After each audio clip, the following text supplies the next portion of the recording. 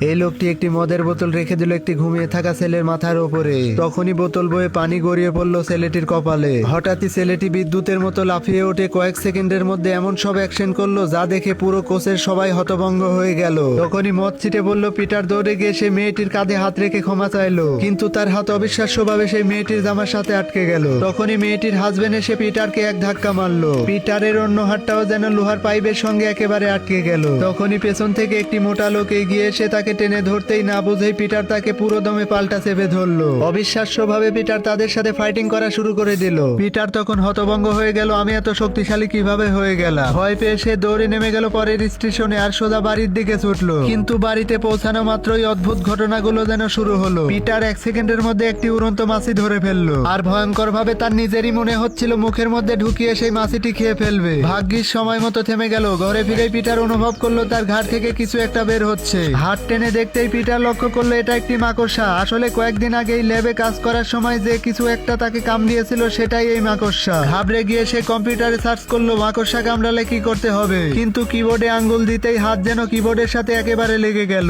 Peter হয়তো ভেবেছিল ঘুমালেই সবকিছু ঠিক হয়ে যাবে। পরের দিন সকালে অ্যালার্ম বন্ধ করার সময় অ্যালার্মটি এক থাপাতে ঘুরিয়ে ফেললো। তার স্পর্শে ঘরের সমস্ত জিনিস যেন একেবারে কাগজের মতো ভেঙে পড়তে লাগলো। পরের দিন পিটার স্কুলে গিয়ে দেখা গেল তার গতি যেন মানুষের সীমা ছাড়িয়ে গেছে। তখনই একজন বদমাশ ছাত্র হঠাৎ করে একটি মেয়েকে হয়রানি করছিল। পিটার তখন এক ঝটকা দিয়ে বলটি কেড়ে নিল আর বদমাশ ছেলেটা পিটারের স্কিল দেখে যেন মাথা ঘুরে গেল। পিটার দূর থেকে লাফিয়ে 3 পয়েন্ট লাইনের বাইরে থেকে ড্রাগ করে ফেললো। সেই মুহূর্তে স্কুলের জানলা দরজা সবই ভেঙে গেল। পিটার বাড়ি ফিরে রাগে ক্ষিপ্ত হয়ে দরজা ধাক্কা দিয়ে আটকে ফেললো। তখনই পিটারের চাচা তাকে বকতে লাগলো। পিটার রাগ করে মাঝরাতে বাড়ি ছেড়ে বের হয়ে গেল। কিছুক্ষণ পরে পিটারের চাচা পিটারকে পাগলের মতো খুঁজতে লাগলো। পিটার তখন একটি দোকানে পানি কিনতে গেল, কিন্তু তার কাছে পর্যাপ্ত পরিমাণ টাকা ছিল না। ওদিকে পিটারের চাচা যখন রাস্তা দিয়ে পিটারকে খুঁজছিল তখনই একজন সাদা চুলালা মানুষ এসে পিটারের চাচাকে খুন করে সেইখান থেকে চলে যায়। পিটার ঘটনাস্থলে পৌঁছানো মাত্রই দেখে তার চাচা রক্তাক্ত অবস্থায় মাটিতে পড়ে আছে। পিটার তখন বুঝতে পারলো তার চাচা আর বাঁচবে না। পিটার তখন অনেক ভেঙে পড়লো। পুলিশের তদন্তে জানা গেল খুনির মাথায় ছিল লম্বা চুল। আর সেদিন থেকেই পিটার মুখ ঢেকে পুরো শহর জুড়ে খুঁজতে লাগলো সেই লম্বা চুলওয়ালা দানবটাকে। তো বন্ধুরা ভিডিওটি লাইক করে দাও আর এই ভিডিওর পরের অংশ দেখতে চাইলে অবশ্যই কমেন্ট বক্সে পার্ট 2 লিখে যাবে।